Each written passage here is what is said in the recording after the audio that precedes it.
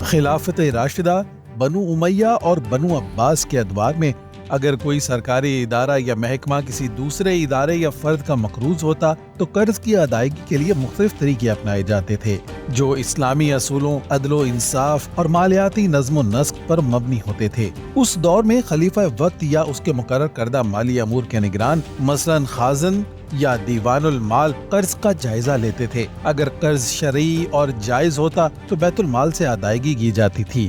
حضرت عمر بن الخطاب رضی اللہ تعالیٰ عنہ کے دور میں جب کسی فرد یا ادارے پر قرض ہوتا اور وہ قرض ادا کرنے کے قابل نہ ہوتا تو یہ قرض بیت المال سے ادا کیا جاتا تھا۔ کبھی کبھار خلیفہ یا کوئی بڑے عہدیدار خود ذاتی حیثیت میں قرض ادا کر دیتا تھا۔ حضرت عثمان رضی اللہ تعالیٰ عنہ نے قحط کے زمانے میں بیت المال کی ضرورت کو دیکھتے ہوئے اپنا مال وقف کر دیا تھا۔ خلیفہ کوشش کرتا کہ قرض کی ادائیگی سے عوامی بہبود یا اہم اداروں کی کارکردگی متاثر نہ ہو، اس لیے مالی توازن برقرار رکھا جاتا تھا۔ لیکن نام نہاد جمہوری دور حکومت میں حکمران طبقے کو کسی ادارے کے دیوالیہ ہونے کی پرواہ ہی نہیں۔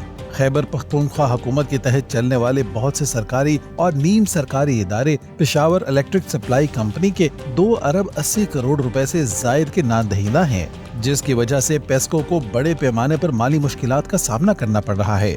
دوسری طرف حکومت بھی کسی قسم کی کوئی قانون سازی نہیں کر رہی ہے، نہ ہی سرکاری اداروں سے واجبات کی وصولی میں کردار ادا کر رہی ہے۔ یہ جمہوریت ہی کا تحفہ ہے جس میں ایک ادارہ دوسرے ادارے کا نادہندہ ہے اور کسی قسم کی بہتری کے لیے کوئی لاہے عمل بھی مرتب نہیں کیا جا رہا ہے۔ آخر میں ان حکومتی اداروں کا قرض اتارنے کے لیے عوام پر اضافی بوجھ ڈالا جائے گا۔ اس لیے ہمیں ایسے نظام سے نکل کر خلافت کے قیام کی کوششیں کرنی ہوں گی جس میں ہمارے ادارے اپنے پاؤں پر کھڑے ہو سکیں اور عوام کو سہولیات پہنچائی جا سکیں۔